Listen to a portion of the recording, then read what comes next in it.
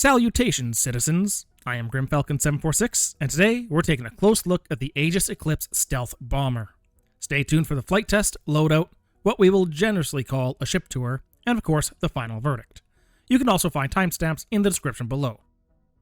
We are doing a ship giveaway this month. The contest will end on June 30th, and the draw will be live on Twitch the first stream after that. This month's giveaway is the Mirai Fury. You must have a Star Citizen account in order to claim the prize, but follow the link in the description and pinned comment below to enter. The Aegis Eclipse is a stealth bomber designed to get in and strike before anyone even knows it's there.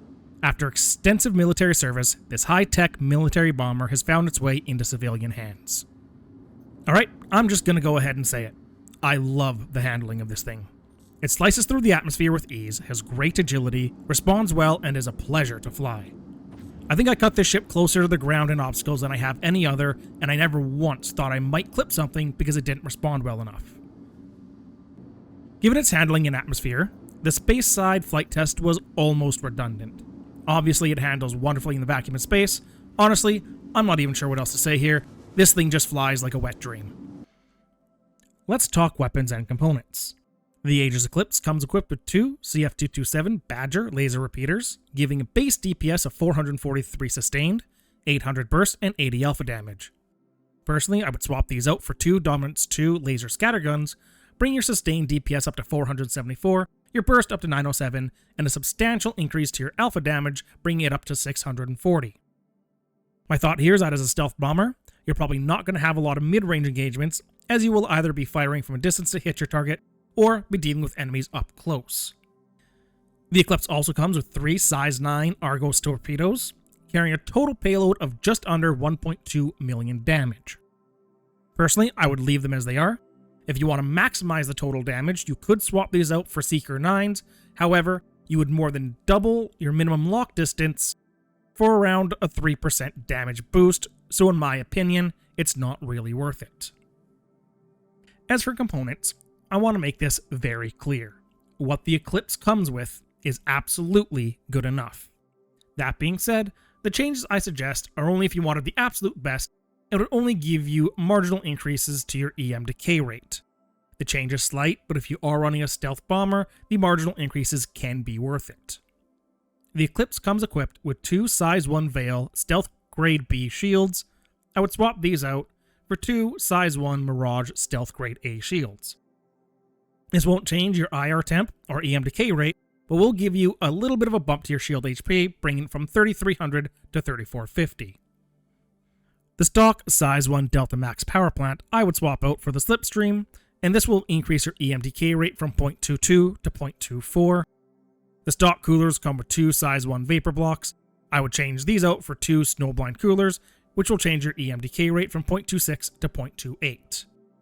The size 1 Drift Quantum Drive is again good enough, but if you did want to shave 54 seconds off your trip from RCorp to Microtech and still have enough quantum to make that jump, you could swap it out for the Beacon Quantum Drive.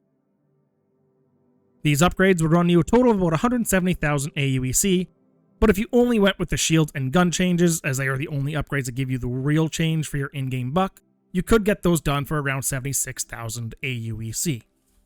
Now for the ship tour. At the front you have the pilot seat and you have one gun under each wing. The wings fold up to reveal the landing gear, and honestly, this is one of the few features I don't really like about this ship, as if you lost a wing, it would make landing properly nearly impossible. But really, I think I just don't like it because I just don't like the way it looks, which is a personal preference.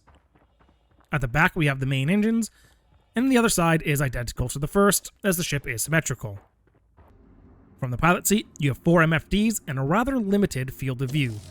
I get what they're trying to accomplish here with the sleek design and everything, and honestly I do like the design, but the field of view does need improving in my opinion. The Aegis Eclipse is available for purchase in-game for just under 3.5 million AUEC from New Deal in Lorville, or from time-limited sales in the Pledge Store for $300. So, is it worth it? Well, the Aegis Eclipse has superior handling, phenomenal design, carries over 1 million damage with its size 9 torpedoes, and has a decent DPS from the guns of the ship of this size. As I said, I do feel like the field of view could be improved, and while it's a personal taste, I don't like the landing gear off the folding wings. Overall, I would say yes, whether you want to buy the Eclipse in-game or through the pledge store, I do feel like it's worth the price. Don't forget to enter for your chance to win a Mirai Fury Snub Fighter by following the link in the description below, and thank you for watching my review on the Aegis Eclipse Stealth Bomber. If you enjoyed the video, consider liking and subscribing to the channel, and let me know what you think in the comments below. I'm GrimFalcon746, and until next time, keep flying, stay safe, and don't do anything I wouldn't do.